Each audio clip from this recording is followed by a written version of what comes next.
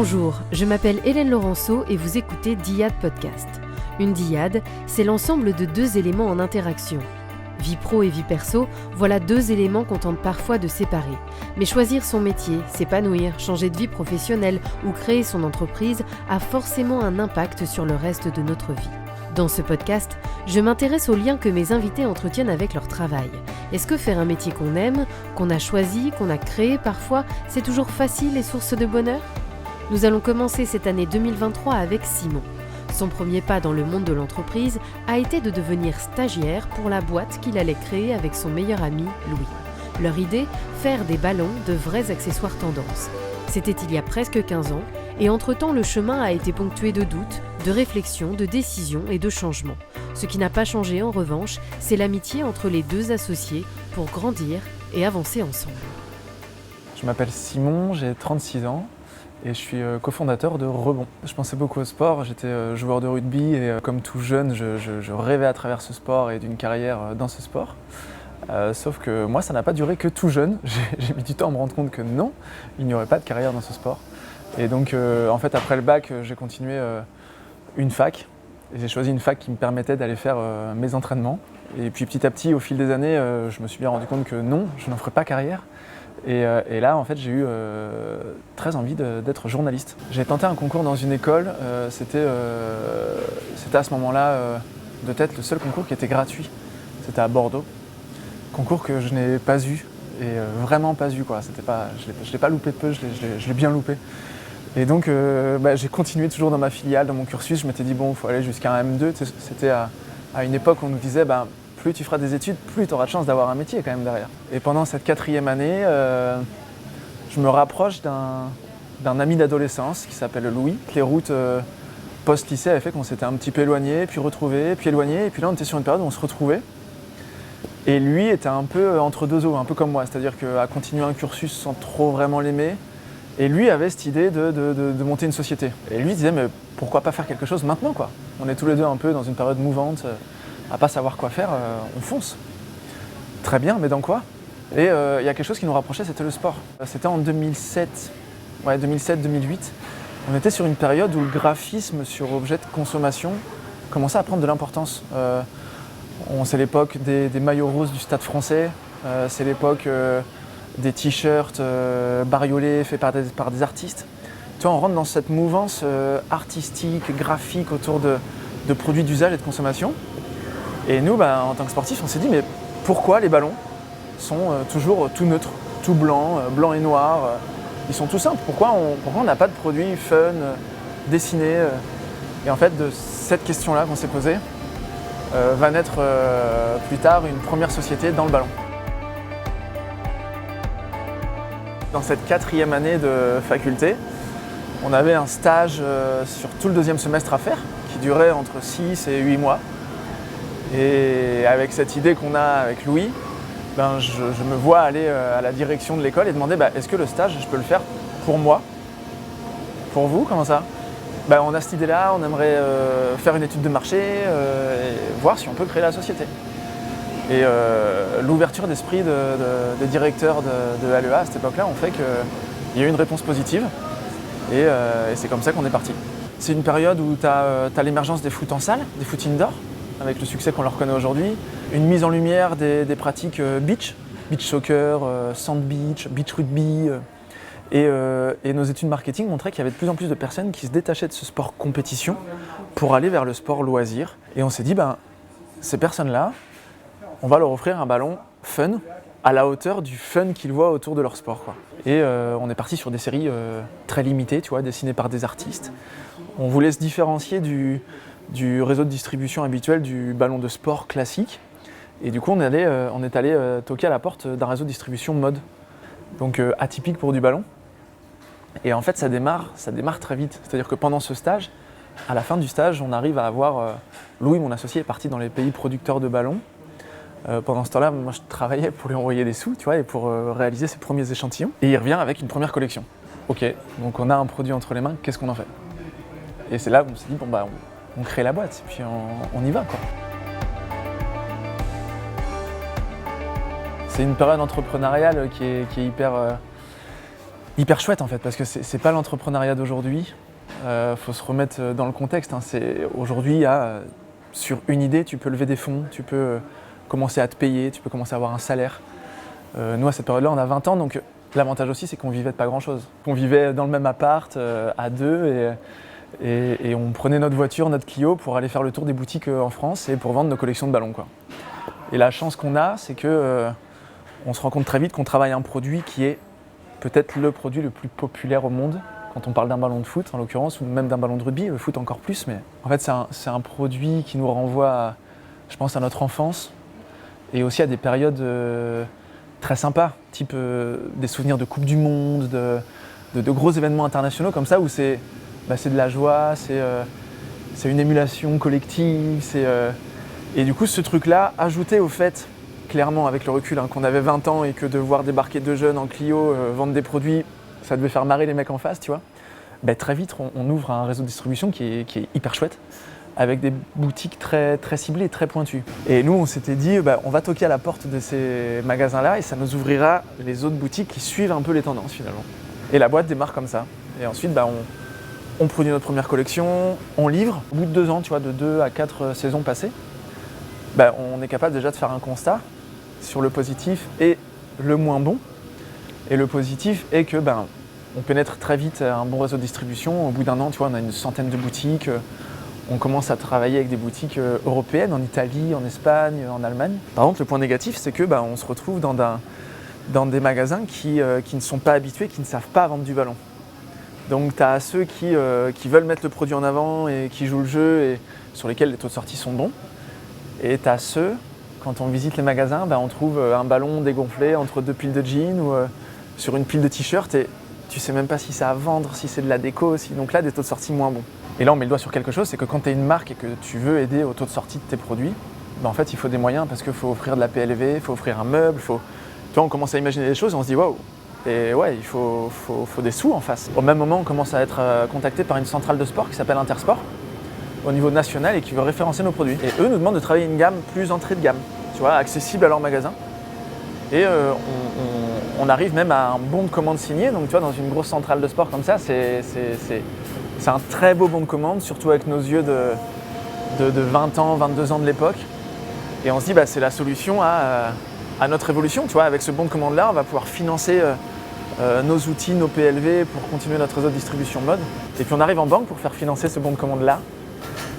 Et la réponse de la banque est catégorique, c'est un non. On ne sait pas comment faire. Parce que d'un côté, on a besoin de sous, de l'autre, il y a une grosse centrale qui nous fait de l'œil. Et puis, par le hasard de rencontre, on est amené à discuter avec des personnes qui sont dans le textile, qui travaillent dans la grande distribution et qui nous proposent de racheter notre société. Alors, racheter est à mettre entre guillemets, parce qu'à l'époque, on avait l'impression que c'était génial, parce qu'on devenait en fait salarié de notre société. C'était le deal. On devenait salarié de notre société et en fait, on laissait par contre gratuitement pour 1 euro quand même. Pour 1 euro, on laissait la majorité de notre société. On se dit c'est génial, on va devenir salarié d'une boîte qu'on a créée et en plus on va pouvoir continuer notre développement parce qu'eux avaient des moyens financiers derrière et c'était un peu le deal initial, c'était de nous donner les outils pour développer notre marque. Et donc on signe avec cette marque-là et on se retrouve à Montpellier, dans une ville qu'on connaissait pas du tout, et démarre une nouvelle histoire qui, j'allais dire qui s'est pas bien finie, mais qui s'est pas bien finie, oui, on peut dire qu'elle s'est pas bien finie pour l'histoire de notre marque, puisqu'en fait, on a cédé la marque, il y a vite eu des divergences avec la société qui nous avait racheté. On se retrouve à plus trop travailler sur nos produits finalement, et du coup, ça va assez vite au clash, et on clôt très vite la relation. Donc on se retrouve licencié d'une société qu'on avait créée et on retourne à Nantes, chez nous.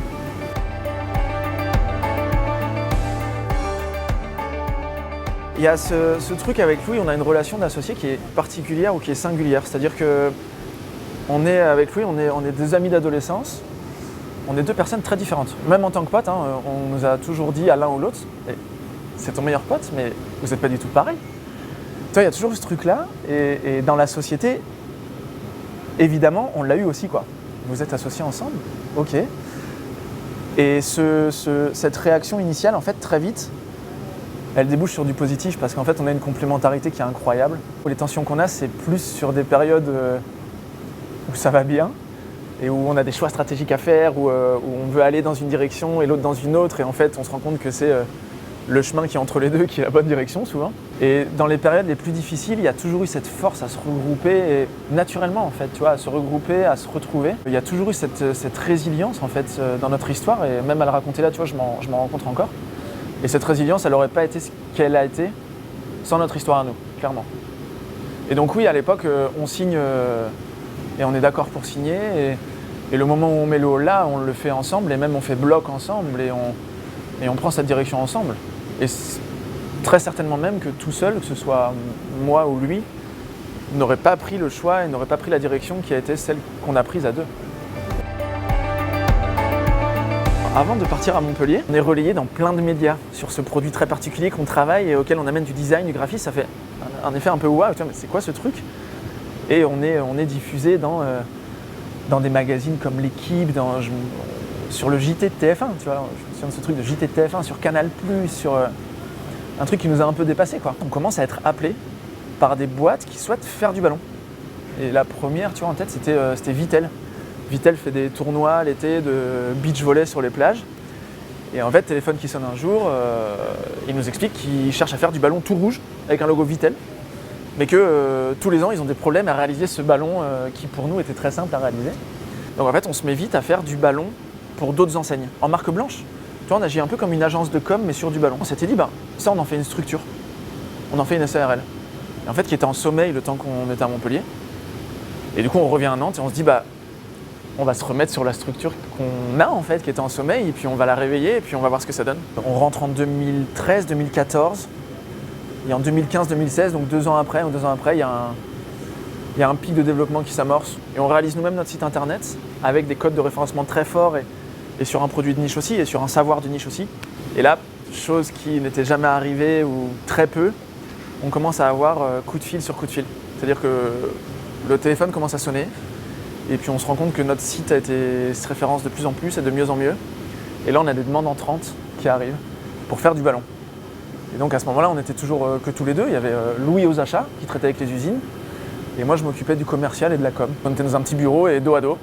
Et puis je prenais les commandes, il les produisait et il les livrait. Et voilà, on a fonctionné comme ça.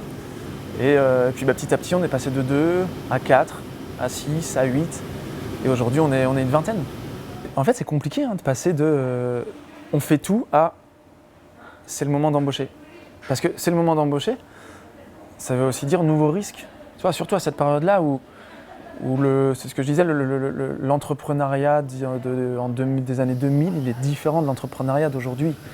C'était, tu allais présenter un BP en banque sous 3 ans, et sous 3 ans, il fallait que tu sois rentable. Et si tu n'étais pas rentable, la banque ne te suivait plus.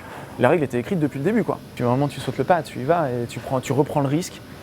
Et en fait, ça ne s'arrête jamais parce que tu embauches et puis tu grossis, et puis du coup, tu bosses sur de nouvelles idées, sur de nouvelles choses. Il y a eu... on l'oublie après. Hein. Mais tu vois, en reparler, ouais, ces périodes de mouvance, elles sont toujours indélicates parce que ça te renvoie à des idées de sécurité. Il faut que tu sécurises ta vie, ton patrimoine, tes finances. De doute aussi. Qu'est-ce que je vais faire? Ça te met face aussi à des choix que tu as faits et qui, sur le coup, te semblent être des échecs. Ce que ça m'a appris, c'est que c'est toujours une passerelle vers autre chose. Et souvent, et même tout le temps, vers du positif. C'est-à-dire que ça t'amène vers un autre chemin, qui est peut-être pas celui que tu as voulu au début, pas celui que tu avais imaginé, mais qui est peut-être mieux. Et en te retournant en arrière et en faisant le point, tu te rends compte que chaque étape, si elle te semblait pas bonne au début ou avec une issue négative sur le coup, en fait non, tout ça a fait ce qui se passe aujourd'hui et que du coup ça a été que du positif.